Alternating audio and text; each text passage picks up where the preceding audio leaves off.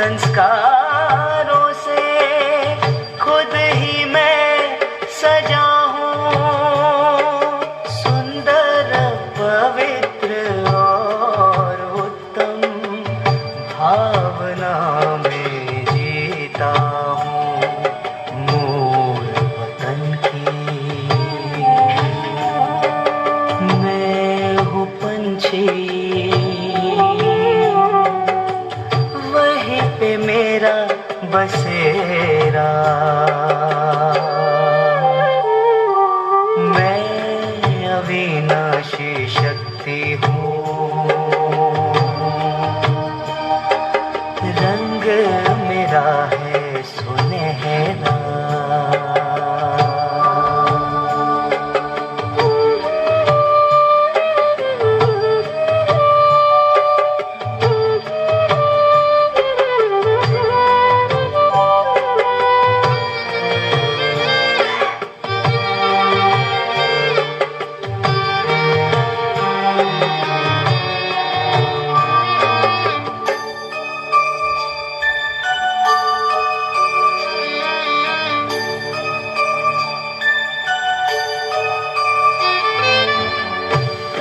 मेरा मंदिर है ये, मैं हूँ इसमें मूरत।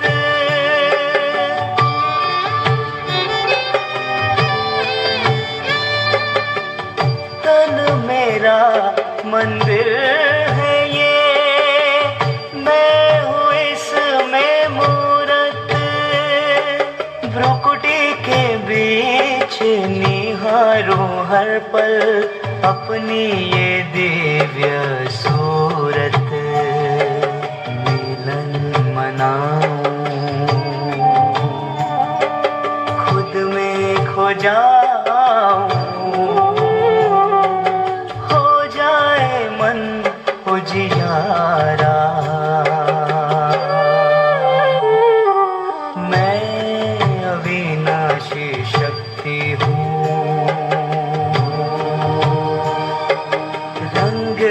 मेरा है सुनहरा। मैं अविनाशी शक्ति हूँ, रंग मेरा है सुनहरा।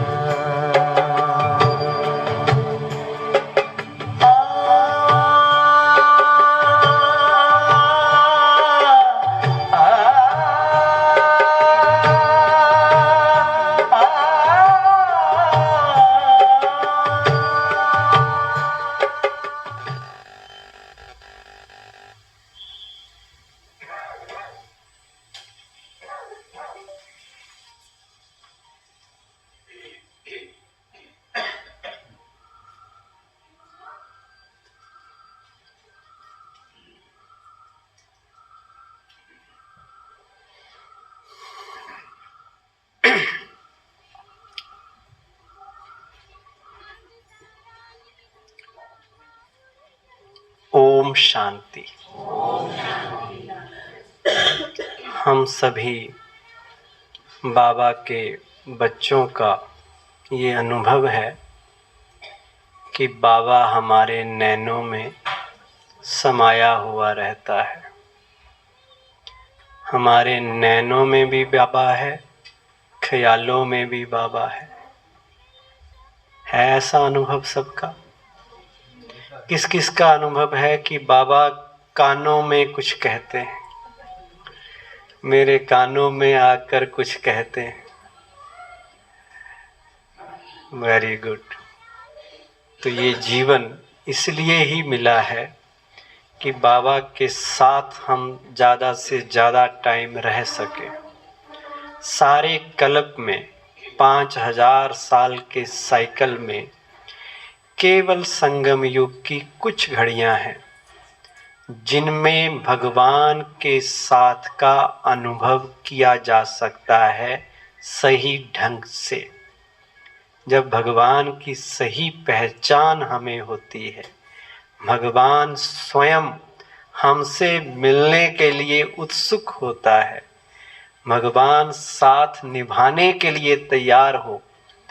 पहले तो हम ही पुकारते थे, वो सुनता भी नहीं था शायद, लेकिन अब वो वक्त है कि वो आया है और वो कह रहा है कि आप मेरे समीप आ जाओ, मुझे अपना बना लो, हमेशा अपने नैनों में मेरी सूरत संभालो, बसा लो। तो ये अनुभव करने का टाइम अभी संगम युग में है। संगम युग मौजों का युग भी है, मज़े का युग है। जितनी खुशी अभी हमें मिली है वो भी दोबारा नहीं मिलती। तो अपनी चेकिंग करो कि मेरी सुख में, मेरी खुशी में कोई डिस्टरबेंस तो नहीं होती। निरंतर वो अवस्था, आनंद वाली अवस्था, अतीन्द्रिय सुख वाली अवस्था, वो रहती है या नहीं रहती? अच्छा, संगम युग दूसरा कौन सा युग है? परिवर्तन का भी युग है। इसमें हम अपने आप को परिवर्तन करते हैं, और परिवर्तन दो बातों के आधार पर होता है। परिवर्तन तब होगा जब सही क्या है और गलत क्या है उसकी समझ हमें मिले। अंडरस्टैंडिंग जब मिलती है, ज्ञान जब मिलता है, राइट और रॉन्ग के बीच का फर्क समझ आता है, उसकी जब रियलाइजेशन होती है तो हमारे अंदर परिवर्तन आने लगता है। अब परिवर्तन एक तो है जो परिवर्तन ज्ञान के आधार पर आता है, समझ के आधार पर आता है, और एक परिवर्तन है जो अनुभव के बाद आता है, धोखा खाने के बाद आता है, ठोकर खाने के बाद अक्ल आती है, लोग कहते हैं। एक है कि आपको ज्ञान से ही समझ डेवलप हो गई, एक है कि ज्ञान से नहीं आ रही, लेकिन जब अनुभव हो जाता है उस चीज़ का तो वो कहते हैं बादाम खाने से अक्ल नहीं आती, ठोकर खाने से आती है। ज़्यादातर के साथ ऐसा होता है। अब हम अपने को चेक करें कि मेरी बुद्धि का स्तर कैसा है, मैं कैसे परिवर्तन होने वाला हूँ। 4 तरह के बुद्धि के स्तर हैं। एक है सतो प्रधान बुद्धि, एक है सतोगुणी बुद्धि, एक है रजोगुणी बुद्धि, और लास्ट है तमोगुणी बुद्धि। तो मेरी कौन सी बुद्धि है? अब क्या फर्क है? जो इशारे से भी ऊपर वाइब्रेशन से जो परिवर्तन कर ले, समझ ले बात को, वो हुई सतो प्रधान बुद्धि। और सतोगुणी बुद्धि वो है जो इशारा कैच कर ले, इशारे से ही समझ जाए बात को कि भाई ये है, ये नहीं है, वो हो गई सतोगुणी, सेकंड ग्रेड। थर्ड ग्रेड है रजोगुणी बुद्धि, जो वाणी से समझे, वे आपको बता दिया अब ऐसा करना है, वो कन्विंस हो गया, समझ आ गई बात। और चौथी कैटेगरी है फोर्थ ग्रेड, जिसे कहते हैं तमोगुणी बुद्धि। वो अनुभव के बाद समझता है, जब उस बात का अनुभव कर लेता है, ठोकर खा लेता है, तो उसे समझ आती है। वो आग में हाथ डाल के जलाने के बाद पता चलता है उसे कि भाई आग जला भी देती है। अब हम अपने को चेक करें कि मुझे अगर अपने में परिवर्तन लाना है, मेरी कौन सी बुद्धि है।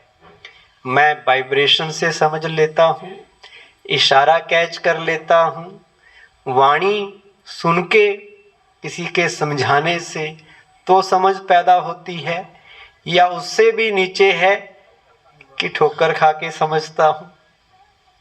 परिवर्तन तो होना है, परिवर्तन तो करना है। और हमारी प्रोग्रेस में सबसे बड़ा ब्लॉकेज ये है जब हम समझते हैं आई एम राइट, मैं सही हूँ। और ये समझ आने में कि मैं सही नहीं था, मैं गलत था, बहुत टाइम लग जाता है। और वो अनुभव करने के बाद अगर समझ में आया कि मैं सही नहीं, मैं रॉन्ग था, तो उस प्रोसेस में हमारा कितना टाइम वेस्ट हुआ, कितनी एनर्जी वेस्ट हुई। और जो ऐसे ही समझ लिया बिना ठोकर खाके, तो परिवर्तन सहज हो जाएगा। अच्छा, समझ भी बात आ गई। समझ आना अलग चीज है, लेकिन उस समझ को इम्प्लीमेंट करना वो अलग चीज है। समझ तो आ गई, लेकिन केवल समझ आने से परिवर्तन हो जाए वो भी गारंटी नहीं है। तो परिवर्तन कैसे होगा, उसके लिए क्या प्रोसेस है, क्यों नहीं परिवर्तन हो पाता, वो आज हम समझने की कोशिश करेंगे।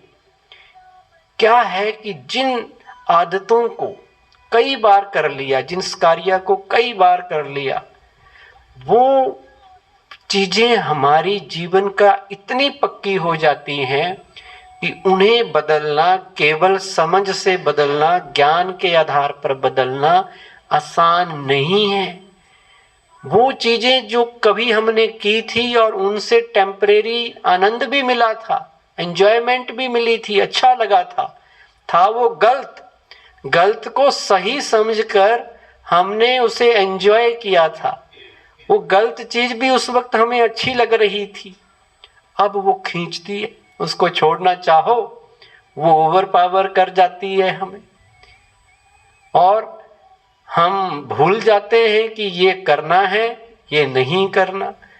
उस वक्त आंखें ही बंद हो जाती हैं हमारी, समझ खत्म हो जाती है। जानते हुए भी वो संस्कार, वो आदत हमारे ऊपर हावी हो जाती है, ओवर पावर हमें कर लेती है, जिसे बाबा कहता है ये पुराने संस्कार, ये बड़े तंग करते हैं। और ज्ञान का सार क्या है कि संस्कार बदलने हैं। कलयुगी संस्कारों को हमें सतयुगी संस्कार बनाना है। जो पुराने रावण के आसुरी नेगेटिव संस्कार थे, जिनके साथ 2 युग बिताए, अब उनको समाप्त करके वो संस्कार लाने हैं जो आने वाले टाइम में काम आएंगे सतयुग में, सतयुगी संस्कार। अब उनकी भी डीप नॉलेज होना बड़ा जरूरी है, संस्कारों की। क्यों जीवन में परिवर्तन नहीं हो पाता वो भी समझना जरूरी है। कहाँ गड़बड़ होती है। ज्यादातर की बुद्धि में ज्ञान अभी बुद्धि तक पहुंचा है। कहाँ तक पहुंचा है? बुद्धि से तो कन्विंस हो गए, पर संस्कारों में परिवर्तन आए वो सबके नहीं आ रहा। क्यों नहीं आ रहा? अब ज्ञान आपको सुना रहे हैं, क्लास भी करा रहे हैं, क्या क्लास सुनने से, ज्ञान बढ़ाने से परिवर्तन आ जाएगा? केवल उससे तो केवल समझ डिवेल्प होगी, अंडरस्टैंडिंग डिवेल्प होगी, लेकिन उस अंडरस्टैंडिंग को इम्प्लीमेंट करने के लिए कुछ और भी करना पड़ेगा। अब आपको ज्ञान है कि देह को नहीं देखना है, ज्ञान तो मिल गया, क्या देखना है? आत्मा। पर कितने लोग कितने टाइम तक आत्मा को देख पाते हैं? क्यों नहीं कर देख पाते? क्यों देह नजर आ रहा है? क्योंकि वो पुराने संस्कार, जो आदत बनी हुई है, जो आदत हो गई पक्की, उसका छूटना मुश्किल, धागों का बना रस्सा उसका टूटना मुश्किल। अब आदत जो है वो खींचती है, उसका अट्रैक्शन है, वो छूटती ही नहीं है। अब वो छोड़नी है, वो समझ डिवेलप करनी है कि मुझे जो ज्ञान समझ में आ गया, जो नहीं आया वो बात अलग है, जो आ गया कम से कम वो तो मेरे जीवन में आए। बाबा कहता किसी भी देहधारी की तरफ आपकी अट्रैक्शन नहीं होनी चाहिए। अगर आप देहधारी के खिंचाव में आ गए तो इसका मतलब आप बाबा के खिंचाव में नहीं थे। ऊपर ऊपर से कह रहे थे बाबा, मेरा बाबा ही सब कुछ है, बाबा ही संसार है। अंदर से अभी दिल तक बात पहुंची नहीं थी, इसीलिए तो किसी से प्रभावित हो गए। शिव बाबा से ज्यादा वो अच्छा लगने लग गया, अब उसकी याद आ रही है। तो इसका मतलब मेरे संस्कारों में परिवर्तन नहीं आया है। अब ये संस्कार हैं क्या जो हमारे जीवन में कठिनाई पैदा करते हैं, हमें इस ज्ञान में आगे बढ़ने नहीं देते। वो नेगेटिव संस्कार, उन्हें समझना बड़ा जरूरी है। संस्कार कैसे बनते हैं? तो संस्कार के लिए कहते हैं डीप रूटेड हैबिट्स हैं, वो भी हैबिट्स, पर हैबिट्स भी बड़े हाई डेप्थ में जब चली जाएं, बड़ी गहरी हो जाएं, जैसे लकीर पत्थर पे खींच दी जाए, अब उसको मिटाना थोड़ा मुश्किल है। एक लकीर है जो मिट्टी में खींच दी, उसको फिर भी मिटाया जा सकता है। अब वो इतनी गहरी है कि वो पत्थर वाली हो गई है, तो वो हो गए संस्कार। और हैबिट्स क्या है? हैबिट्स हैं हमारे रिपीटेड एक्शंस।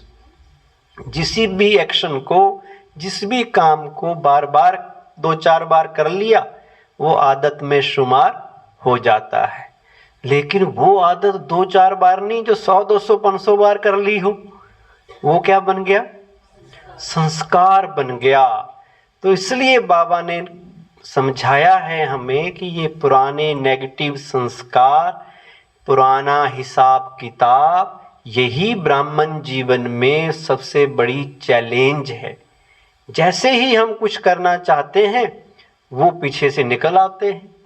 और वो एक जन्म के नहीं है, जन्म जन्मांतर जो गलतियां की, जो गलत आदतें डाल ली, वो आत्मा में रिकॉर्डेड है। वो पता नहीं कब वो निकल आए बाहर। अभी सब ठीक ठाक चल रहा है, अचानक कोई निकल आती है अंदर से वो चीज। क्यों निकली? क्योंकि अभी खत्म तो की ही नहीं थी। अभी तो ऊपर ऊपर से ज्ञान समझा कि ये करना चाहिए, ये नहीं करना चाहिए, ये सही है, ये गलत है, पर उसको मिटाने की मेहनत तो की नहीं।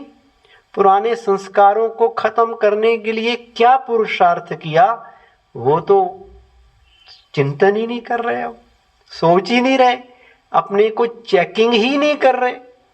तो आज ये भट्टी हम इसलिए भी कर रहे हैं ताकि हम गहराई में जाएं, अपने आप से पूछें कौन से ऐसी मेरी आदतें हैं, कौन से ऐसे संस्कार हैं जो मेरी प्रोग्रेस में सबसे बड़ी ऑब्स्टिकल हैं, जो सबसे बड़ी चैलेंज बन के मेरे इस जीवन में आते हैं।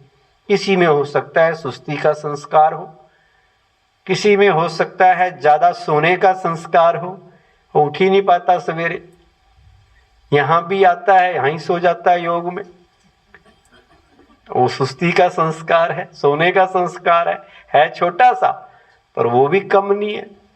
अब संस्कारों की जो नॉलेज है, तो किसी ने बताया कि संस्कार भी 4 तरह से डिवाइड किए जा सकते हैं। नेगेटिव वाले, पॉजिटिव वाले तो अलग हैं। अगर नेगेटिव संस्कार, पुरानी आदतें, पुराने संस्कार जो द्वापर कलयुग के हैं, उन्हें 4 तरह से हम डिवाइड कर सकते हैं। पहले वो संस्कार हैं जो काम, क्रोध, लोभ और मोह के अधीन हम कार्य करते आए। अब ऐसा नहीं है कि इनसे कुछ मिला नहीं, अगर ना मिला हो तो आदमी करे ना, कुछ तो मिला, चाहे वो टेम्परेरी प्राप्ति थी, टेम्परेरी खुशी उनसे मिली, पर कोई ना कोई प्राप्ति हुई। अब वो प्राप्ति खींचती है, जैसे ही उनको छोड़ना चाहते हैं वो छूटते नहीं, क्योंकि वो जो सूक्ष्म प्राप्ति, कभी चाहे वो विनाशी प्राप्ति थी, दुखदाई प्राप्ति थी, बाबा कहता सुख के पीछे दुख छिपा हुआ था, वो सुख धोखे वाला था, तो वो था, थोड़ा तो था। तो जैसे कोई शराब पीता है तो दुख, है तो कड़वा, तो थोड़ा सा कुछ ना कुछ नशा उसको आ जाता है, टेम्परेरी गम वो भूल जाता है, तो वो सुख उसको, उसकी क्रेविंग होती है, उसका खिंचाव होता है, वो छोड़ना चाहे छूटता नहीं, बार बार कहता है यार वो भी ठीक था कुछ।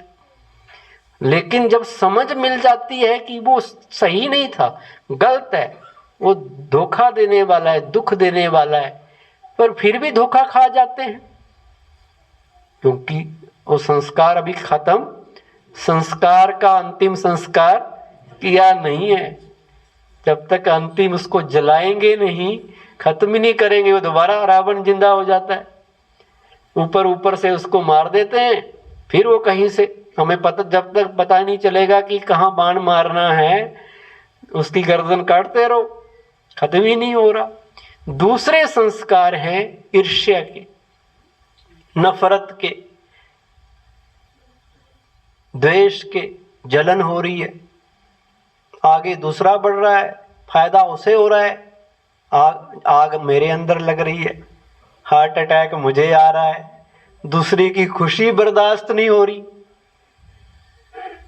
बढ़ रहा है, अच्छी बात है, दूसरे की कामयाबी में आपको खुश होना चाहिए, लेकिन होता क्या है, हमें ईर्ष्या हो रही है, जलन हो रही है, या नफरत कर रहे हैं, या बदले की भावना भी कई बार मन में आ जाती है। तो ये संस्कार कोई ब्राह्मणों के संस्कार हैं, ये भी दैवी संस्कार नहीं है, लेकिन ये भी नहीं छूट रहे। तीसरे संस्कार हैं कौन से, ईगो के, अभिमान, और उसमें भी मेरा नाम हो जाए, मेरा मान हो जाए, शान हो जाए, मेरा तो कोई नाम ही नहीं ले रहा, मैंने इतना काम किया, इतनी सेवा की, मेरा कहीं नाम ही नहीं है, बहन जी मेरा नाम ही भूल गए, अनाउंसमेंट जब की सबके नाम लिए, मेरा नहीं लिया, मैं शायद कम हूं उनकी नजरों में। अरे भगवान आपको मान दे रहा है, कहाँ व्यक्तियों के मान में फंस रहे हो। यहाँ तो लोग स्वार्थ के कारण मान देते हैं, इस दुनिया में तो रिस्पेक्ट भी लोग किसी और कारणों से दिया जाता है, असली रिस्पेक्ट तो बाबा ने आपको दे दिया। उसने आपको अपने लायक बना के, अपना बच्चा बना के, अपने दिल तख्त पे बैठा दिया, अपने मस्तक का ताज बना दिया, उससे बड़ा रिस्पेक्ट क्या है। लेकिन वो भूल के हमें लगता है कि मिलना चाहिए, मेरा नाम मान मेरा होना चाहिए, मेरा स्टेटस पोजीशन होनी चाहिए, वो भी एक संस्कार है।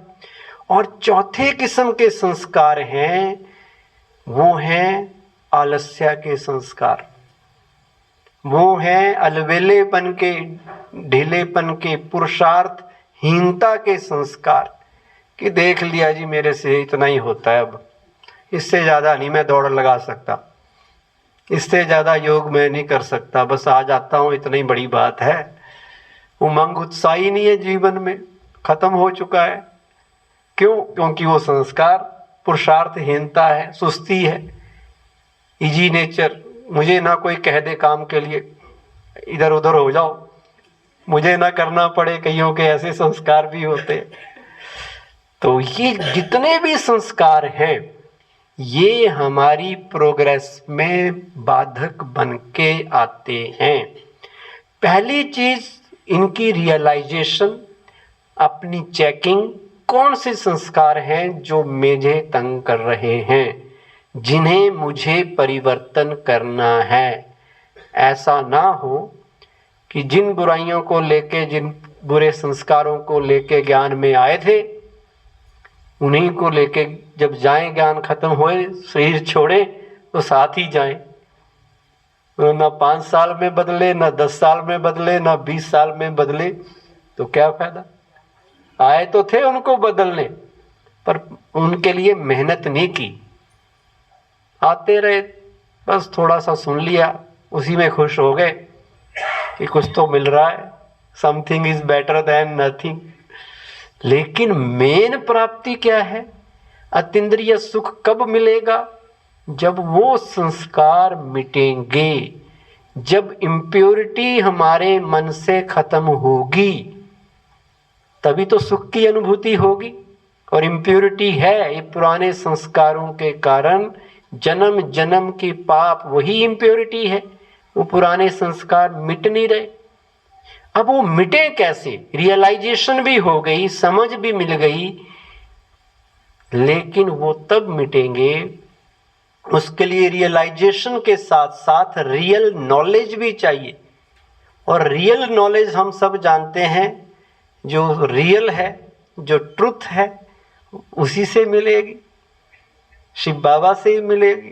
तो वो नॉलेज भी हमें मिल रही है। हम ये भी नहीं कह सकते दुनिया वालों की तरह कि हमें पता नहीं है।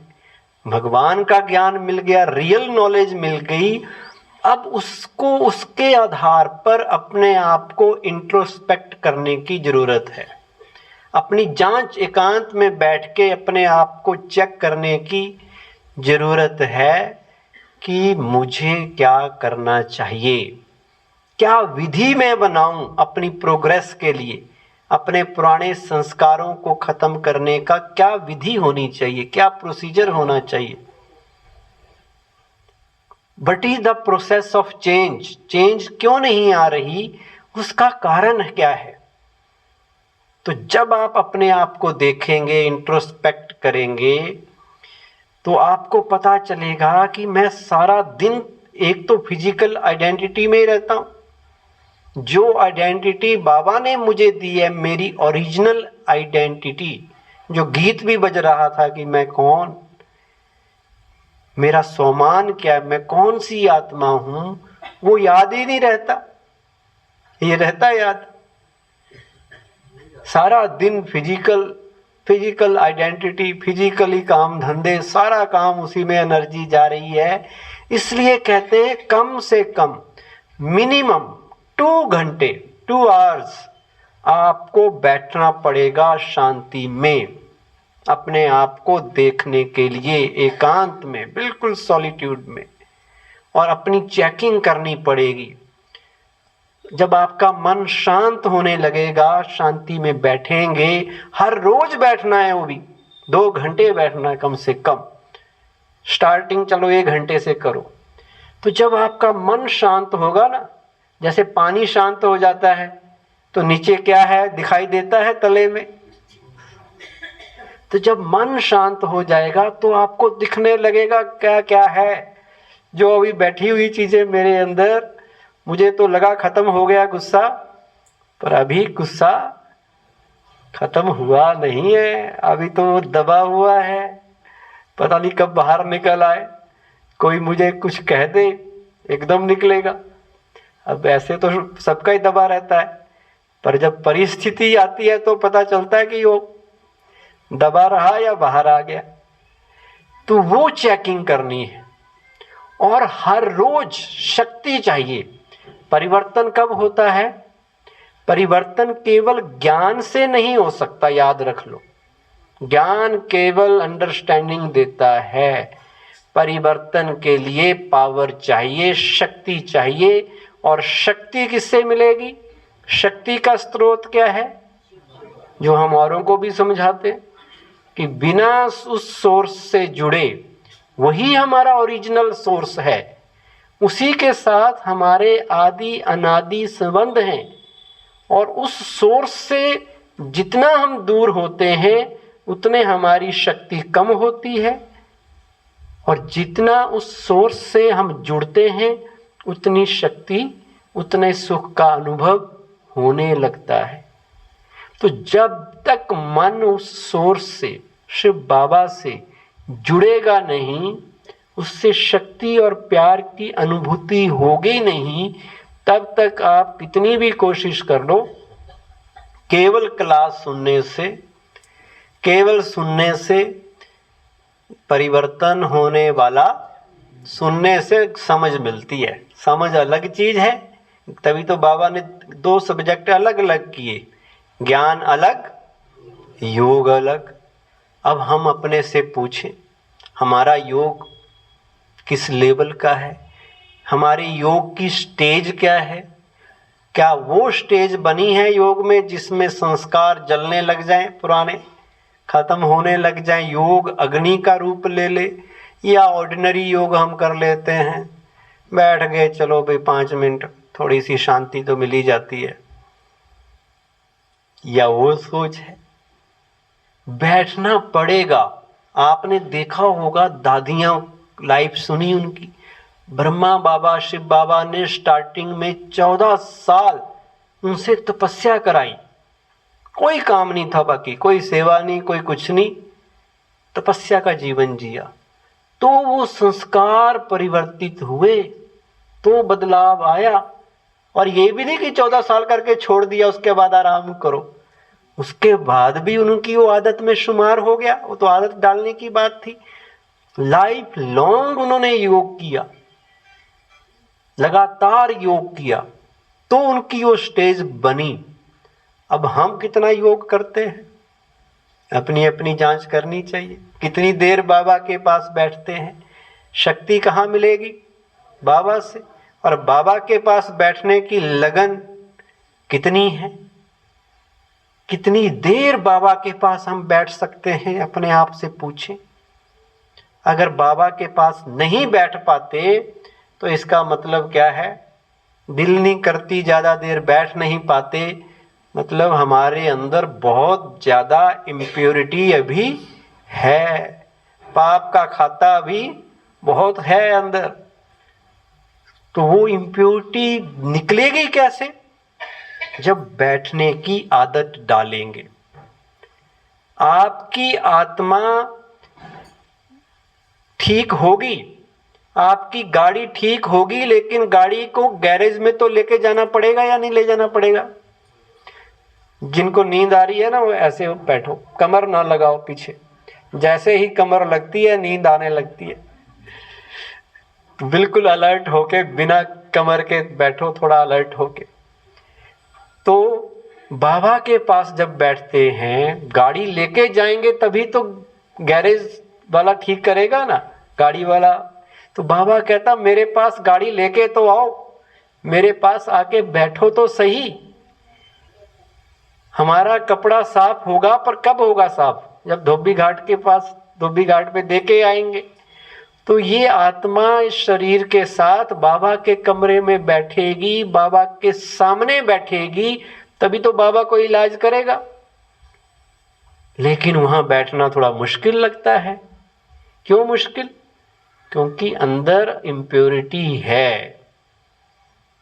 तो पहली आदत डालो, बाबा के पास नियम बनाओ, टाइम फिक्स करो, एक स्थान फिक्स करो, एक टाइम फिक्स करो, स्थान बना लो डेली कि मैंने इतनी देर बाबा के कमरे में बैठना है, इतनी देर वहाँ बैठ के योग करना है, इतनी देर ऐसे करना है। मिनिमम 2 घंटे का प्रोग्राम बना लो। 2 घंटे, दिसंबर जनवरी 2 महीने करके देखो। अगला महीना तो ऐसे तपस्या का है, सर्दियां होंगी। अभी से दिसंबर पहली आज है, आज से नियम बना लो, 2 घंटे मुझे बाबा के पास बैठना ही है। मुझे योग लगे ना लगे अगला क्वेश्चन है, पर पहली आदत डालनी है बैठने की। बस कुछ नहीं लग रहा, बाबा के सामने बैठ जाओ। चित्र तो लगा है ना बाबा का, बस बाबा को देखने लग जाओ, देखते रहो बाबा की तरफ, और फील करो कि बाबा भी आपको देख रहा है। जैसे आप बाबा को देख रहे हैं, बाबा भी प्यार से आपको देख रहा है। बाबा के नैनों से स्नेह की बरसात हो रही है, बाबा स्नेह आपके ऊपर बरसा रहा है। देखते रहो, बस देखते देखते ही क्या हो जाएगा? प्यार हो जाएगा। हो जाता है ना, लोगों को देखते देखते ही अच्छे लगने लग जाते हैं। कई लोग बात भी नहीं करते, कि देख के ही अच्छे लगने लग जाते। तो क्या वो बाबा को देख के नहीं अच्छा लगने लगेगा? और क्या होगा कि लोग अनुभव सुनाते हैं कि हम देखते रहे साकार बाबा, ऐसा लगा सचमुच ही सामने बैठे हैं। उनकी आंखें झपकने लग गई, ऐसा लगा कि बाबा पलकें झपक रहा है। हाँ, ये देखो कह रहे हैं, हमने देखा, लिप्स भी हिल जाते। तो आपको लगेगा कि ये चित्र नहीं है, उस चित्र में भी परिवर्तन नजर आएगा। और परिवर्तन आपको ये दिखेगा कि सचमुच में ही बाबा आपके सामने, ब्रह्मा बाबा भी हैं और उनकी भ्रिकुटी में शिव बाबा भी हैं। 2 बाबा आपके सामने बैठे। और दोनों आपसे प्यार दे रहे हैं आपको, दोनों आपको शक्ति दे रहे हैं। और जब शक्ति आने लग जाएगी फिर उठने का दिल नहीं करेगा। अभी शक्ति आती नहीं है, प्यार फील हो नहीं रहा, मन को भटका रहे हैं। बैठा हुआ है आदमी पर मन भाग रहा है इधर उधर। मन को बिल्कुल ब्रेक लगा के बस बाबा को देखते रहो। बाबा कुछ भी नहीं सोचते, देखते रहो। कम से कम देखते देखते देखते पता नहीं क्या होने लग जाएगा, परिवर्तन होने लग जाएगा। और ये रस जब आपको हो जाएगा तो आपको खिंचाव होगा, आपको लगन लग जाएगी, आप रह नहीं पाएंगे। वो स्टेज बनानी है कि बाबा के पास बैठने बिना मैं रह नहीं सकता।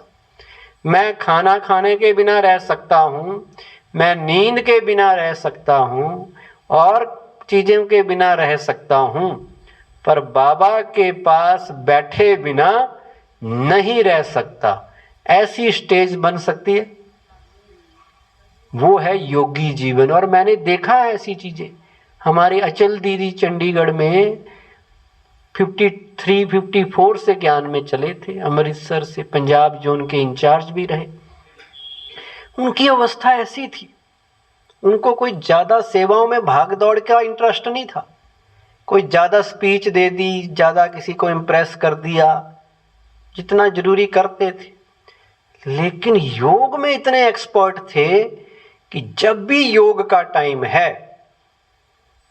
इतनी रिस्पॉन्सिबिलिटी होते हुए उनके सेंटर पे ही 20 बहनें रहती थी। मेन सेंटर ये, ऐसे तो चंडीगढ़ में कितने ब्रांचेज हैं, पर जहां वो थे वहीं 20 बहनें, 5-7 भाई, और इतनी बड़ी क्लास, राजधानी है, पूरे जोन की भी रिस्पॉन्सिबिलिटी होती थी। लेकिन बड़े बड़े सेवा के प्रोग्राम भी होते थे, तब भी उन्होंने अपनी रूटीन मेंटेन रखते थे कि जो योग का टाइम है वो क्लास में ही होते थे।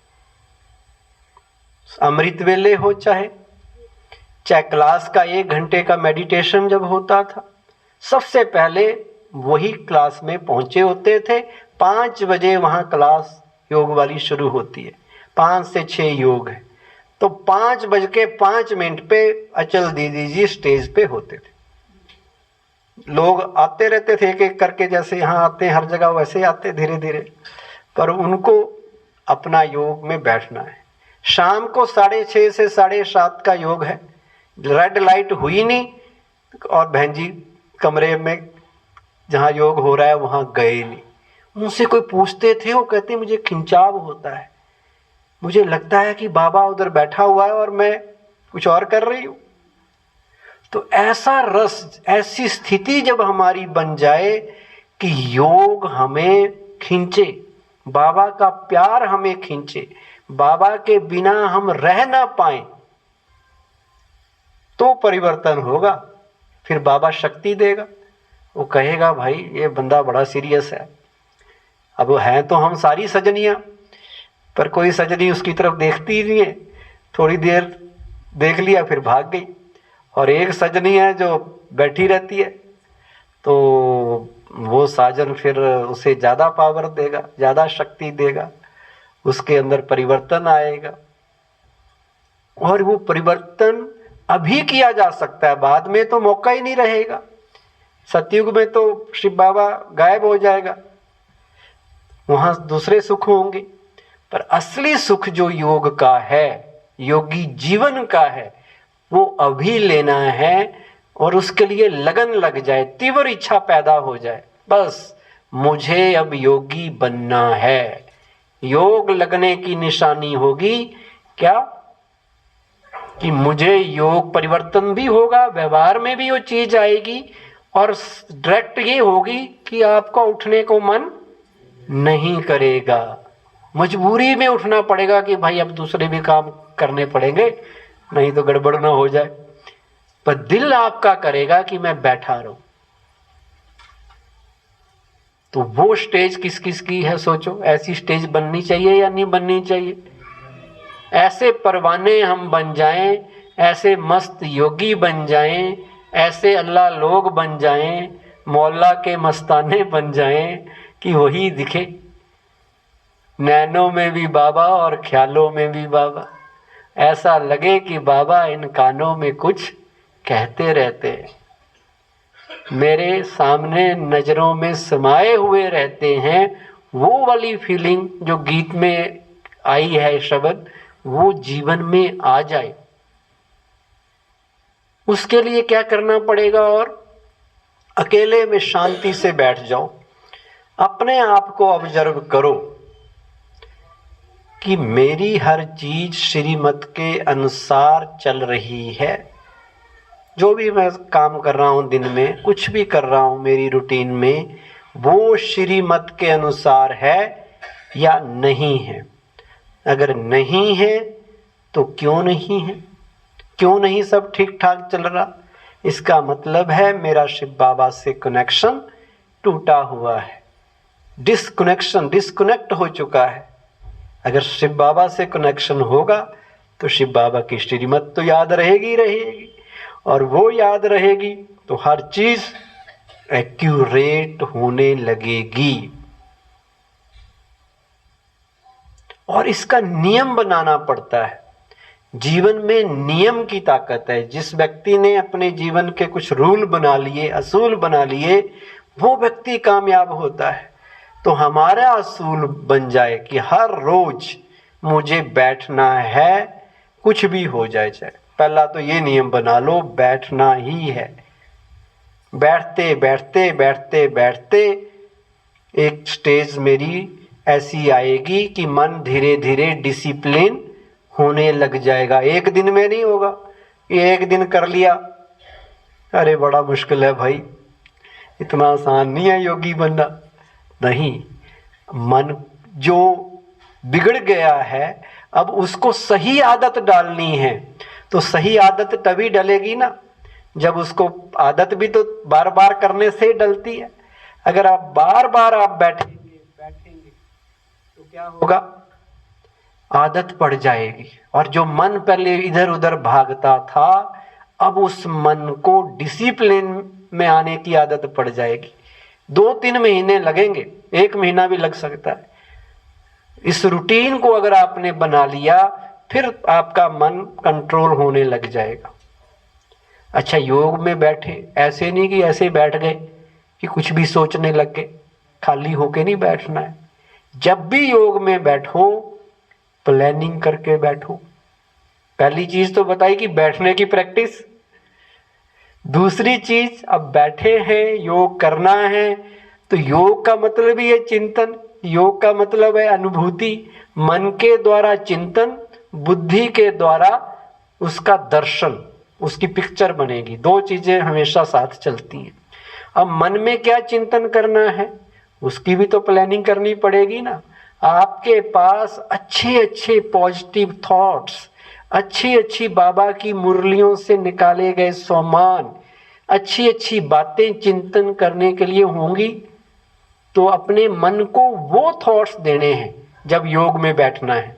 अगर वो थॉट नहीं दिए तो मन फिर वही पुराने वाले थॉट जो आदत में उसके चलते हैं, कुछ भी सोचते रहो, व्यर्थ के संकल्प वो चलने लग जाएंगे। तो इसलिए मन को खाली नहीं रखना योग में, मन को काम देना है, बुद्धि को भी बिजी रखना है, तभी तो वो शिव बाबा पे एकाग्र होगी। तो एक इस बात का ध्यान रखना है। और क्या करना है? कई लोग कहते हैं टाइम ही नहीं मिलता जी योग के लिए। कौन कौन कहते हैं टाइम नहीं लगता? बड़ा व्यस्त जीवन है, चारों तरफ भाग दौड़, इतनी हमारी रूटीन बिजी रहती है कि टाइम ही नहीं लगता। होता है ऐसा? नहीं होता। किसी किसी का तो होता होगा। अब बताओ टाइम क्यों नहीं मिलता? जिस चीज की इंपॉर्टेंस पता हो उसके लिए टाइम निकलता है या नहीं निकलता? जहां कमाई हो रही हो वहां टाइम निकलता है या नहीं निकलता? ब्रह्मा बाबा अपना अनुभव सुनाते थे कि रात को स्टीमर आते थे, तो जो बिजनेस वाले होते थे ना, उनको पता था फॉरेनर आ रहे हैं इसमें, और रात को जग के भी दुकान खुली रखते थे कि वो आएंगे तो कुछ कमाई करके करा के जाएंगे। तो जहाँ कमाई है आदमी रात को भी जाग जाता है। जब हमें पता चल गया कि इसी से प्राप्ति होने वाली है, इसी से ही परिवर्तन होगा, तो फिर तो टाइम निकल जाएगा ना। टाइम की प्रॉब्लम नहीं है, प्रॉब्लम माइंड की है। माइंड अगर सही है तो टाइम निकल ही जाएगा। तो मन को समझाना है, हे मेरे मन, अब छोड़ दुनिया की सारी बातें, सारे झमेले, सारे चक्कर, सारे टक्कर, कुछ भी काम आने वाला नहीं आए। काम आएगा वही जो इस वक्त शिव बाबा से योग लगा के अपने अंदर शक्ति भरी होगी, अपनी आध्यात्मिक पावर बढ़ाई होगी, अपने मन को, अपनी आत्मा को एम्पावर किया होगा, अपनी आत्मा की प्योरिटी को बढ़ाया होगा। वही पूरा कल्प काम आने वाला है। ना केवल यहाँ बल्कि पूरे कल्प के लिए कमाई हो रही है। तो कितना सावधान, कितने अलर्ट हमें रहना चाहिए। रहना चाहिए या नहीं रहना चाहिए? थोड़ी कमाई है, ज्यादा कमाई है, जन्म जन्म का भाग्य बन रहा है। कल्प कल्प के लिए नूंद हो जाएगी। एक बार फेल हो गए तो कल्प कल्प फेल, और एक बार अगर टॉप कर गए तो हर कल्प टॉपर। तो अब चॉइस आपकी है, क्या करना है क्या नहीं करना। अगर आपका योग नहीं लग रहा, अगर आपको वो प्राप्ति नहीं हो रही जो होनी चाहिए, तो चेक करो क्या हमारी विधि सही है। योग की विधि और सिद्धि एक किताब है। इसका मतलब सिद्धि अगर नहीं मिल रही तो कहीं ना कहीं विधि में गड़बड़ है। और विधि हम क्या समझे हैं? हमें लगता है योग का मतलब है आ जाओ यहाँ, मान लो 1 घंटे का योग है तो आओ भी आधे घंटे के लिए, 1 घंटा ना हो, ये हमने सोच रखा है। 1 घंटा बहुत ज़्यादा होता है। और आकर क्या करो, या तो सो जाओ, बड़े आराम वाले सोफे लगे हुए हैं, बड़ी अच्छी नींद आती है, या फिर कोई गाने वगैरह बजाते रहते हैं, वो सुन के थोड़ा सा दिल लगा लो। पर वो योग थोड़ी है। क्या गाने सुनना योग है? वो गाने अंदर से आपके चलने चाहिए।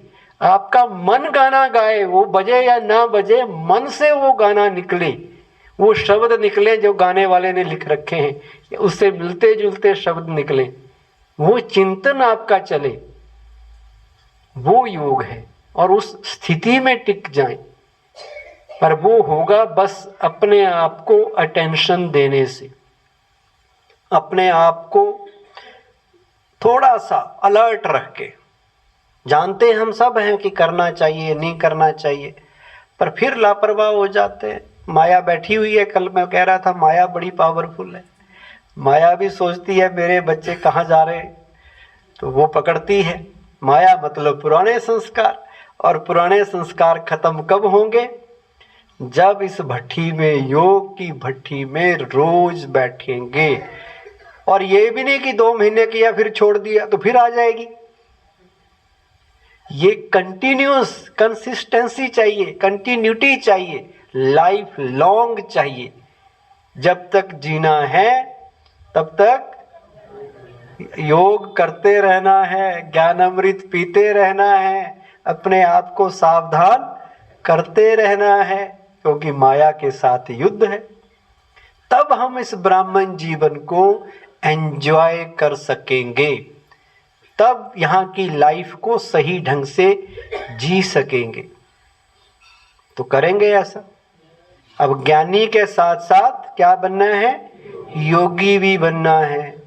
हे अर्जुन, मुझे ज्ञानी बच्चे, ज्ञानी आत्माएं अति प्रिय हैं, लेकिन योगी तो साक्षात मेरा ही स्वरूप है। तो वो स्वरूप हमारा बन जाए कि हमें दिखे तो कौन दिखे? हमारे से लोगों को बाबा दिखे। बाप समान, आज की मुरली में था, बाप समान स्थिति बन जाए। बाबा के इतने समीप हम आ जाएं कि या तो ब्रह्मा बाबा की तरह एंजल नजर आए लोगों को, या शिव बाबा की तरह उनको लाइट ही नजर आए, ज्योति नजर आए, निराकारी रूप में नजर आए। बन सकते हैं या नहीं बन सकते? कई सोचते हैं अंत में बन जाएंगे। भाई जब विनाश होगा हम अलर्ट हो जाएंगे, हम एक्टिव हो जाएंगे। आज बाबा ने कहा अंत में अशरीरी बन जाएंगे। मान लो बन भी गए, आप बड़े ही मेहनती आदमी हो, एक दिन में भी बन जाओ, पर बाबा ने कहा एक दिन को एक दिन का राजा बनेगा। फिर लंबे काल का अभ्यास, बहुत काल का अभ्यास जिसका होगा वही अंत में भी बन पाएगा, ये भी सच्चाई है। और लंबे काल तक का राज्य भाग्य भी उसी को प्राप्त होगा। अब कोई कहे जी मैं एक दिन के लिए खुश हो जाऊंगा, बाकी टाइम में जो दुखी रहने दो। भी अतीन्द्रिय सुख का अनुभव लंबे टाइम तक करना है ना। अशरीरी बन गए, कर्मातीत अवस्था बनाई या देही अभिमानी स्थिति बनाई तो मतलब हम खुश होंगे, हमारी सुख का लेवल बढ़ेगा। तो वो तो ज्यादा देर तक करना चाहिए या थोड़ी देर के लिए करना चाहिए? ज्यादा देर तक करना चाहिए ना। तो बहुत काल का अभ्यास काम आएगा। तो अभी थोड़ी देर के लिए आगे बढ़ने से पहले हम योग अभ्यास करेंगे, अपने 5 स्वरूपों का अनुभव करेंगे। तो सभी एक्टिव होके बैठ जाएं, बिल्कुल अलर्ट, आगे पीछे माताएं सब, भाई भी बिल्कुल एक्टिव होके जैसे मैं कहूँ वैसे संकल्प आपको अपने अंदर लाने हैं। बाबा ने कहा कि योग को सहज सरल बनाने के लिए 5 स्वरूपों का अभ्यास हर दिन करना है। एक दिन में हर घंटे करें। हर घंटे नहीं कर सकते, दिन में कम से कम 5 बार करें। और ये अभ्यास 5 सेकंड में भी कंप्लीट हो सकता है, 1 मिनट में भी पूरा हो सकता है, 3 मिनट 5 मिनट में भी पूरा हो सकता है। जैसे जैसे समय आपको मिले ये रूहानी ड्रिल, ये मन की एक्सरसाइज हम करें। इसको करने से ये फायदा होगा कि हमारा मन अनुशासन में रहना सीखेगा।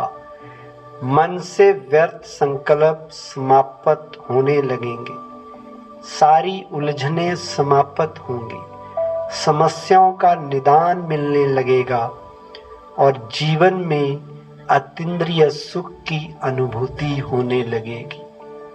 तो 5 स्वरूपों का अनुभव करना है, मन के द्वारा चिंतन करना है और बुद्धि के द्वारा इन स्वरूपों का दर्शन करना है। तो देखें अपने आप को, अनुभूति धाम के क्लासरूम में सब बैठे हैं। देखें आप सब योग में अपने आप को बैठे देखें। अपनी भ्रिकुटी की तरफ ध्यान ले जाएं, जहां चमकते हुए सितारे को देखें, अपने स्वरूप को देखें। मैं दिव्य ज्योति पुंज, ज्योति बिंदु आत्मा भ्रिकुटी के मध्य चमक रही, धीरे धीरे शरीर को छोड़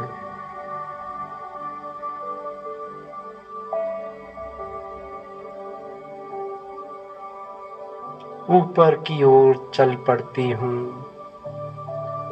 और पहुँच जाती हूँ दूर परम धाम में,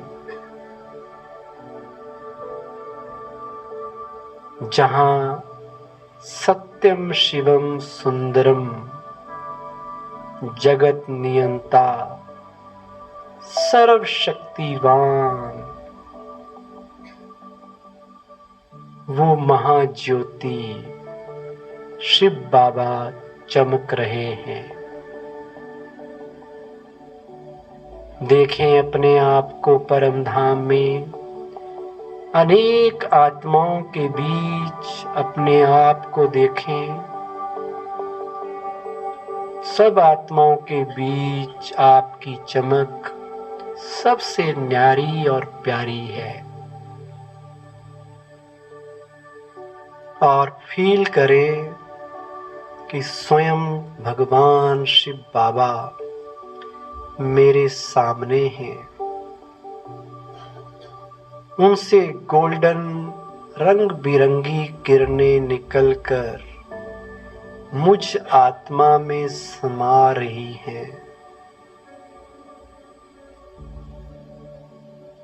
शिव बाबा के प्यार की किरणें, शक्तियों का प्रकाश मुझ आत्मा को चार्ज कर रहा है। ये मेरा अनादि स्वरूप है।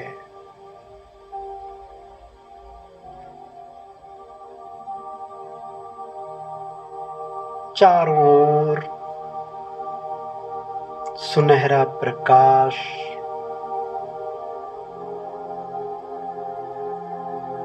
मैं भी ज्योति बिंदु पुंज और मेरे प्रभु शिव बाबा भी वैसे ही फेस टू फेस आमने सामने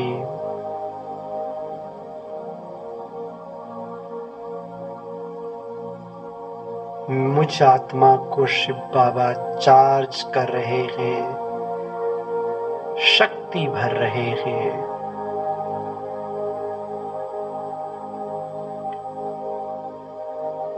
परम धाम से मैं आत्मा अब पहुंच जाती हूँ देवलोक में, सतयुग में। ये मेरा आदि स्वरूप है। देखें अपने आप को, फील करें कि मैं धन की देवी लक्ष्मी, मैं विश्व महाराजन नारायण के रूप में सतयुग में पार्ट प्ले कर रहा हूँ।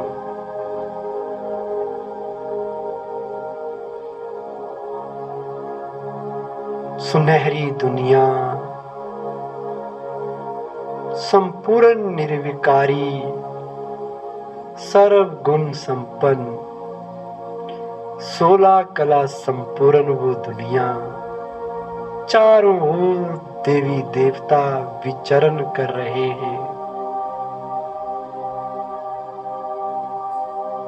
बड़े बड़े महल हीरे जवाहरात से जड़े हुए, सोने की वो महल जिनके बाहर बहुत लंबे चौड़े गार्डन, सुगंधित फूल, झरने, ऐसी दुनिया में मैं उस महल में बैठा हुआ हूँ। कंचन काया है मेरी, चारों ओर संपन्नता, समृद्धि और सुख ही सुख है।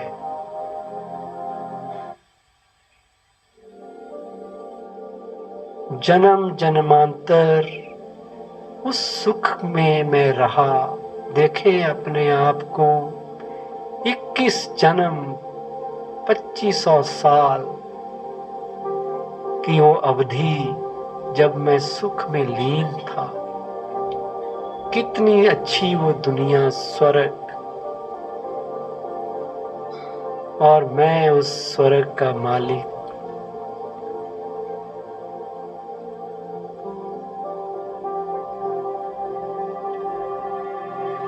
ऐसे देवलोक में युगों युगों तक मैं आत्मा रही। अब पहुंच जाएं मध्य काल में। द्वापर के शुरू में अपने को देखिए,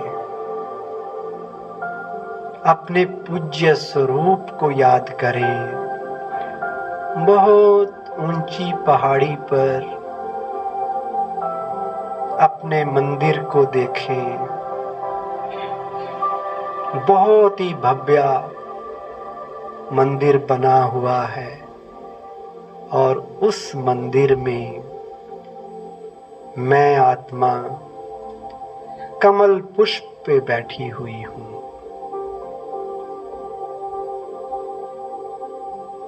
मन में चित्र लाएं अष्टभुजाधारी देवी का और फील करें वो देवी मैं ही हूँ। मैं ही हनुमान बनकर, महावीर बनकर, गणेश बनकर उस मंदिर में विराजमान हूँ।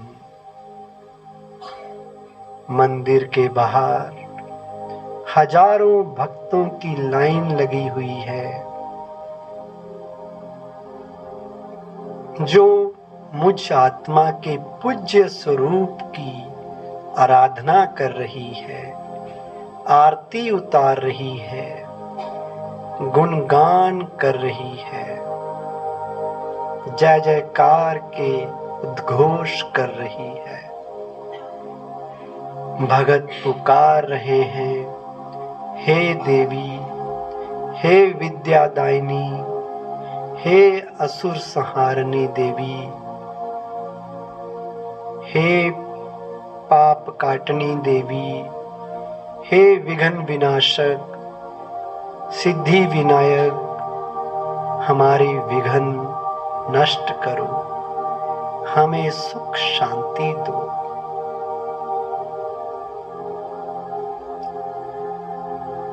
आप उन आत्माओं को शिव बाबा से शक्ति लेके उनके दुख दूर कर रहे हैं, उनकी मनोकामनाएं पूरी कर रहे हैं।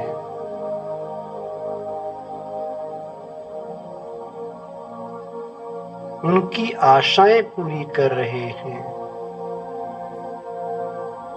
उन्हें प्राप्तियां करा रहे हैं।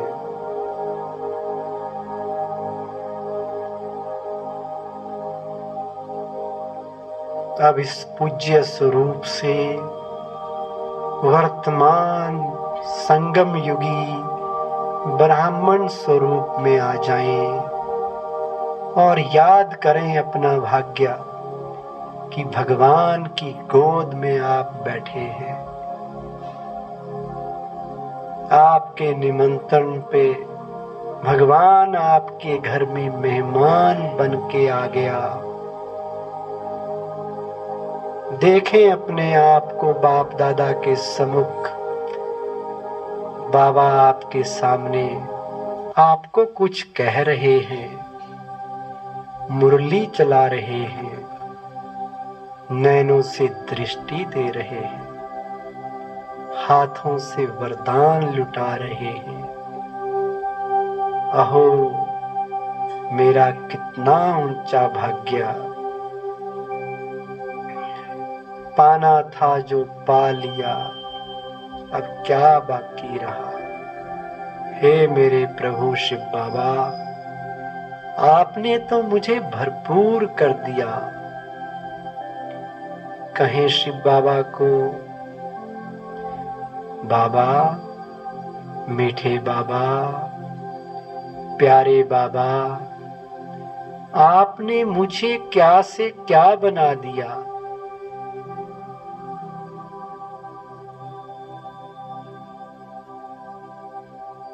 शुक्रिया बाबा, सदा मेरे साथ रहना।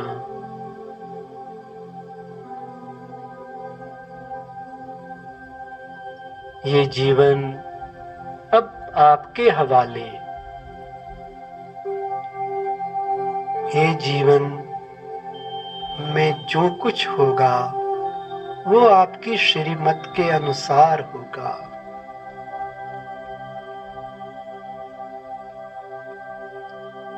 खो जाएं बाबा के प्यार में,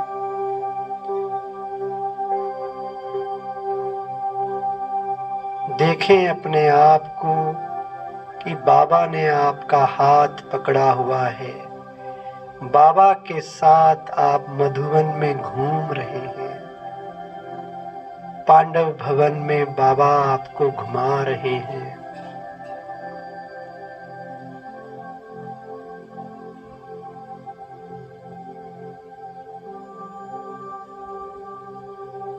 बाबा का थैंक यू करते हुए योग में बैठे बैठे अपनी अवस्था एकदम लाइट कर लें कि मेरा शरीर लाइट का बन जाता है। चारों ओर लाइट और माइट का सूक्ष्म शरीर मेरे इस भौतिक शरीर को घेर लेता है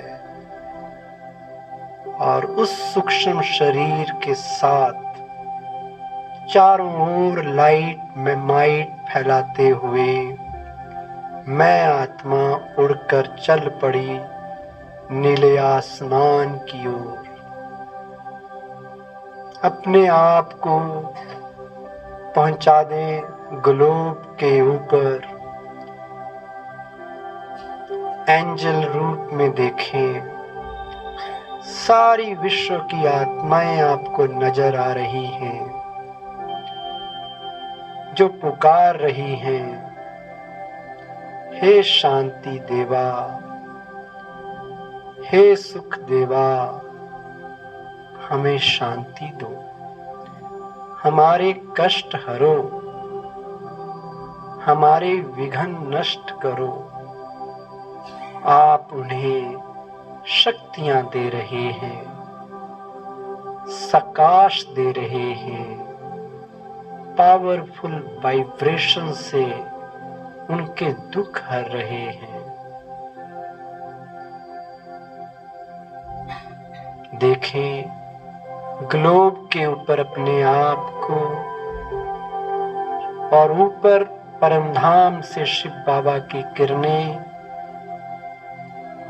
मुझ आत्मा में आ रही हैं और मुझ आत्मा से निकलकर सारे विश्व में फैल रही है। लोगों के दुख दर्द दूर हो रहे हैं। अब ले जाएं अपने आप को सूक्ष्म वतन में, जहां ब्रह्मा बाबा संपूर्ण फरिश्ता स्टेज में मेरे सामने है और मैं भी एक एंजल की तरह वहां बैठा हुआ हूं। बाबा से रूह रिहान कर रहा हूं। वो मेरा पांचवा स्वरूप है, फरिश्ता स्टेज।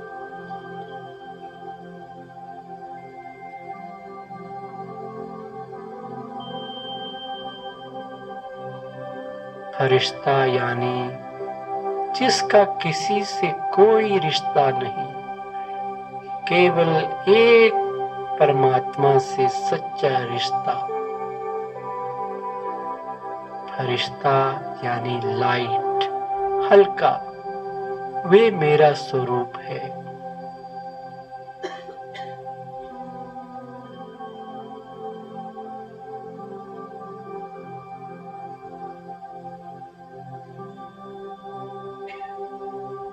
ओम शांति।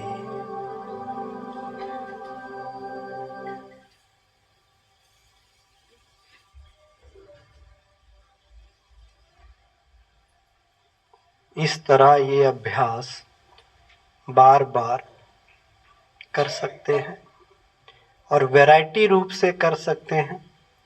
ये नहीं कि एक ही चीज़ हर बार सोचें। अब सतयुग कोई छोटी मोटी चीज़ नहीं है कि हम एक ही बार सोचते रहें कि 16 कला संपूर्ण निर्विकारी। नहीं, वहाँ बहुत कुछ है और उसको फीलिंग में लाना है, रटना नहीं है। रटना अलग चीज़ है।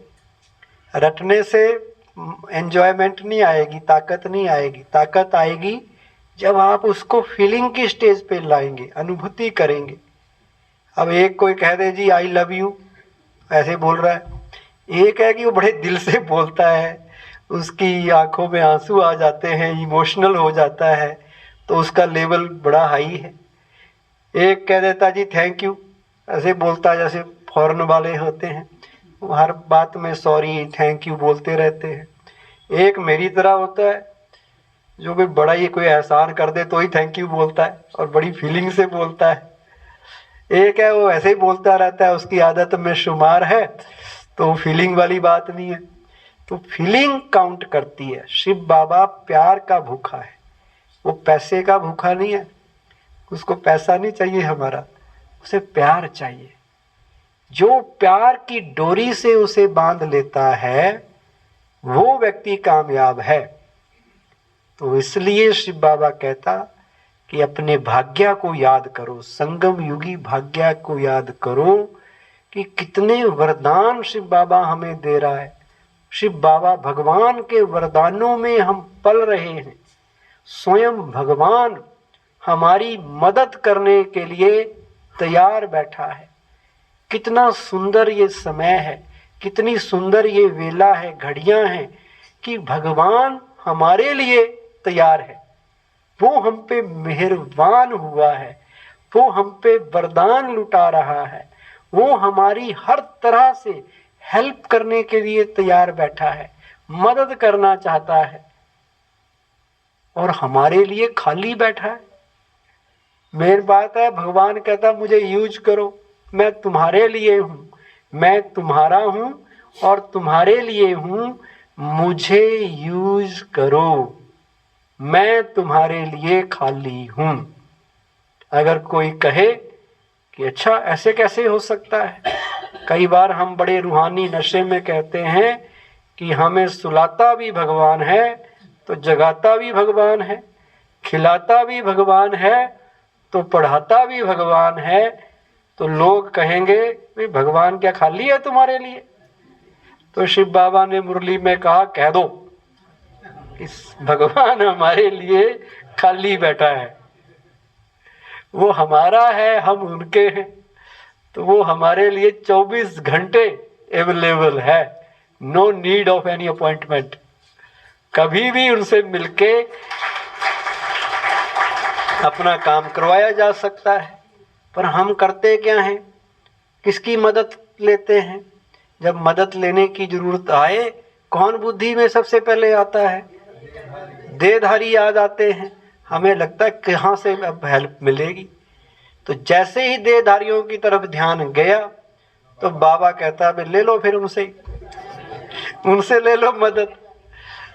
और एक है कि हमारा ध्यान शिव बाबा के पास जाए कि शिव बाबा करो कुछ, तो शिव बाबा किसी ना कहीं कहते हैं कि बाबा कैसे मदद करेगा।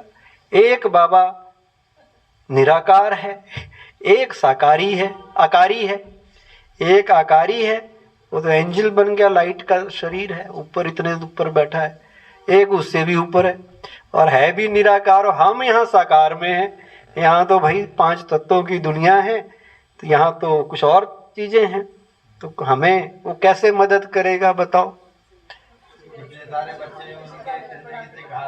हाँ, वो तो किसी की भी बुद्धि बदल दे, किसी को भी हमारे साथ लगा दे, वो कहेगा जी मैं आपके लिए आया हूँ, मैं आपको बताओ क्या काम है, कहाँ प्रॉब्लम आ रही है। और होता है ऐसा, आप कहेंगे बहुत अनुभव होंगे आपके पास भी कि कई बार कहीं से हेल्प नहीं मिल रही, अचानक कोई बिना अननोन आदमी वो आपकी हेल्प करके चला जाता है। उसको किसने भेजा? तो शिव बाबा का थैंक यू करना चाहिए कि वो हमारी मदद कर रहा है। जब हम 2 भुजाओं वालों की तरफ नजर डालते हैं तो फिर 1000 भुजा वाला गायब हो जाता है। और जिनको विश्वास है कि 1000 भुजा वाला हमारे साथ है तो बाबा फिर 1000 गुना मदद करने के लिए तैयार है और बंधा हुआ है। जो बच्चे बाबा की आज्ञा को पालन करने का संकल्प भी करते हैं, केवल संकल्प भी करते हैं कि हमने करना है, उनकी भी वो 1000 गुना मदद करने के लिए बंधा हुआ है। और जो आज्ञा पे चलते हैं उनके लिए तो सारे के सारे काम ही वो करता है, सारे काम उनके हुए पड़े हैं। उनका तो सोचने का काम भी वही कर रहा है जो उनकी आज्ञा पे चलते। आपके घर में 10 तो नहीं होते, मान लो 2 बच्चे हैं या 3 हैं, एक आज्ञाकारी है, एक सुनता ही नहीं है, तो आपका प्यार किस पे जाएगा? आज्ञाकारी पे। तो बाबा की आज्ञा पे चलना जो चल रहा है, तो बाबा का तो प्यार जाएगा ना कि ये मेरा बच्चा ओबीडेंट है। फिर बाबा आपसे ज्यादा प्यार करेगा और बाबा के आप समीप आ जाएंगे, फिर बाबा आपसे भूलेगा नहीं। तो इसलिए अब सोचो कि भगवान हमारी पालना कर रहा है, भगवान हमें पढ़ा रहा है, सतगुरु के रूप में वरदान लुटा रहा है, तो ऐसे बाप की पालना का रिटर्न तो देना ही चाहिए। देना चाहिए या नहीं देना चाहिए? तो सब कहो कि बाबा आज से जो आप कहेंगे हम वही करेंगे। कहेंगे सब? बोलो सब जोर से, बाबा हाँ, आज से जो आप कहेंगे आपकी श्रीमत हमारे लिए फाइनल है, उससे ऊपर कोई चीज हो ही नहीं सकती। हमसे ज्यादा निश्चय तो लोगों को है जो दुनिया के लोग हैं।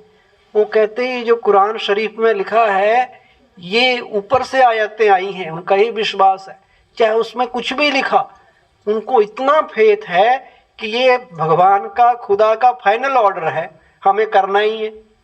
अपनी समझ भी नहीं लगाते कि सही लिखा है गलत लिखा, या उसमें कोई मिक्सिंग हुआ या क्या हुआ। तो जब उनको इतना निश्चय है तो हमें तो डायरेक्ट भगवान को देखा हमने। वो कहते हैं आयतें आई कहीं से, एंजल कोई लाया, हमने तो सारी मुरलियां खुद देखी आती हुई क्या बोलते हुए सुनी या नहीं सुनी। तो उनमें जो कहा गया उससे ऊपर कोई चीज है ही नहीं, वही हमारे लिए फाइनल है। हमें किसी से गाइडेंस लेने की भी जरूरत नहीं। मुरली से ऊपर कोई चीज है? किसी से पूछने की जरूरत नहीं है। तो अपने जीवन के नियम बना लो आज की भट्ठी से कि हमने जीवन में ये नियम बनाने हैं। जैसे बताया योग में कितनी देर बैठना है? कम से कम 2 घंटे। ऐसे पिछले कल मैंने बताया कि मुरली में भी रोज आना है, वो दूसरा नियम है। मुरली घर में सुनने के बजाय जो सेंटर पे मुरली सुनता है उसे ज्यादा प्राप्ति होती है, उसे वायुमंडल का सहयोग मिलता है, उसे संगठन का बल मिलता है। और परमात्म पढ़ाई तो रेगुलर होनी हो तो उसका मजा ही अलग है, उसमें लापरवाही नहीं होती। घर में तो सब्जी भी काट रहे हैं, सब्जी काटते काटते किसी और का फोन आया, मुरली चलती रही, वे हो गई पूरी। आधा घंटा लगा दी हमने घर में, 10 काम और भी कर लिए, थोड़ी बहुत मुरली अपने आप प्ले होती रही, बस हो गया हमारा काम। वो वाला नहीं। तो यहाँ आना है, ये दूसरा नियम है।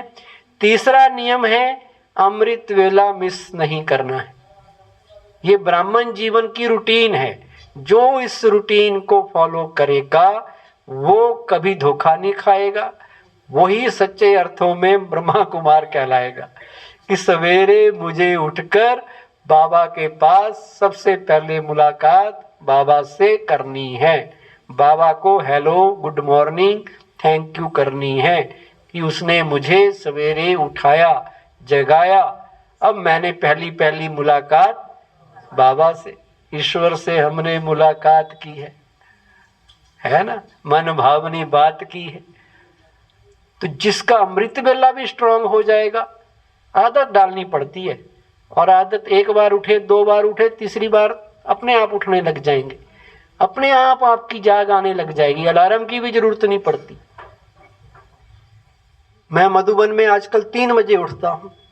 अब यहाँ थोड़ा कई बार रात को लेट हो गए सोने में मान लो, तो मैंने सोचा 4 बजे उठूंगा आज। 2 दिन से मैंने देखा, कल और परसों आज, वो 3 बजे अपने आप आंख खुल जाती है, नींद ही नहीं आ रही। तो मैंने घड़ी देखी, एग्जैक्ट 3।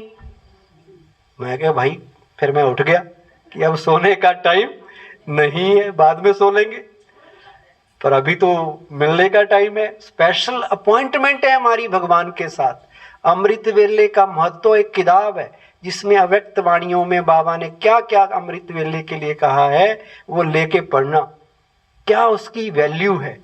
ऐसा नहीं कि हम सारा दिन याद नहीं कर सकते, लेकिन उस टाइम की भी महत्व है। शिव बाबा ने कहा है भाई कुछ लेना है मेरे से तो फिर उसी वक्त मिलेगा, कुछ तो कंडीशन रखेगा ना कि उस वक्त आओगे, क्योंकि अब सारे लेने वाले हैं। अब किस किस को दे, तो उसको कह दिया जो सवेरे आएगा उसको मिलेगा। तो अब ये कंडीशन सेटिस्फाई करनी पड़ेगी। आपने महाभारत में देखा हो, कर्ण बड़ा दानी था, दान देता था, पर वो सारा दिन दान नहीं देता था कि सारा दिन कोई भी आ जाए हमेशा बांट रहा है। उसका भी नियम था कि सवेरे जब वो गंगा स्नान पे जाएगा, सूर्य उदय के बाद स्नान करने के बाद जब बाहर आएगा, जो उसे मिलेगा और वो जो मांग लेगा वो दे देगा। तो वहां भी एक रूल था। ऐसे शिव बाबा का भी रूल है कि सवेरे सवेरे आओगे, और उस वक्त वातावरण का भी मदद है, सारी दुनिया सोई पड़ी है, आप कमाई कर लो अपनी। लौकिक में भी हम क्या करते थे, सवेरे उठ के पढ़ लेते थे जब सब सोए हुए हैं, नो डिस्टरबेंस, है ना। तो वो समय का यूज करके, और योग में खाली नहीं बैठना कभी भी, पहले मुरली पढ़ो, नहीं तो खाली बैठ गए ना तो फिर वही चलता रहेगा जो मन में चल रहा है। योग में बैठने से पहले मुरली पढ़ो, पिछले दिन की मुरली रिवाइज करो, या कोई भी अव्यक्त वाणी पढ़ो, उसमें से अच्छे अच्छे स्वमान ढूंढ लो, अच्छी अच्छी 5-7 बातें ले लो, फिर उनका अभ्यास योग में करो, उनके ऊपर चिंतन करो, उनको अनुभव में लाने की कोशिश करो। क्योंकि योग का मतलब चिंतन तो है ही। आप एक संकल्प में बैठ जाओ, कितनी देर सोचोगे मैं मास्टर सर्वशक्तिवान, एक ही लाइन, इतना आसान नहीं है। लेकिन अगर आप चिंतन करेंगे उसके ऊपर, तो धीरे धीरे वो स्टेज बन जाएगी कि फिर और संकल्पना आके वही अनुभूति वाली स्टेज बनने लगेगी, बीज रूप अवस्था बनने लगेगी। तो करेंगे सब ये 2-3 चीजें। आज की भट्टी से ये 3 चीजों के भी नियम बना दो, बेड़ा पार है। करेंगे सब, जो कहते हैं करेंगे वो हाथ उठाओ, दोनों हाथ उठा लो। दीदी जी भी देख रहे हैं आपको, और करते हैं, देखो इनके लिए ताली बजाओ। बहुत करते हैं, बहुत ऐसे लोग हैं जो कहते हैं हमने कभी मिस ही नहीं किया। तो पहली कंडीशन तो हो गई ना कि बैठे। अब वो योग लगा या नहीं लगा उसके लिए फिर अलग मेहनत है, वो हर रोज ध्यान देना पड़ेगा, उसके लिए अलग पुरुषार्थ है, उसकी रेस अलग है कि योग में बैठ के कहीं सो तो नहीं गए, लापरवाह तो नहीं हो गए, नेम शेक के लिए नामी क्या कहते हैं उसको, नेमीनाथ बन के बैठ गए। उसके भी नंबर हैं, उसके भी नंबर हैं, पर कम है। हाँ देखो कितने अच्छे। कितनी एज है अभी आपकी?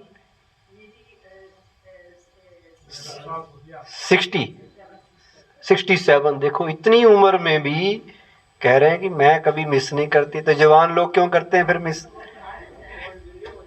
है हाँ, आलसी नहीं होना है, अलर्ट, क्योंकि यही टाइम कमाई का है। इसी टाइम पे हीरे मोती बिखरे हुए हैं, जितना कमाई करनी है कर लो। सीजन चला है दिवाली का, अब दिवाली में बाहर सेल लगी हुई है और दुकानदार घर बैठ जाए और कहेगा भाई इस वक्त कहीं नहीं जाना, मैंने 10-15 दिन बस सेल है, ज़्यादा से ज़्यादा कमाई करनी है। तो संगम युग कमाई का युग है, यहाँ घाटे वाला काम नहीं करना है। सच्चा आनंद जीत में है, हार में नहीं। तो हारने का संकल्प भी ना करना। माया को हम क्यों हारे? हम माया को हराएंगे, हम माया पे जीत पाकर जगत जीत बनेंगे और बाबा का नाम रोशन करेंगे। ओम शांति।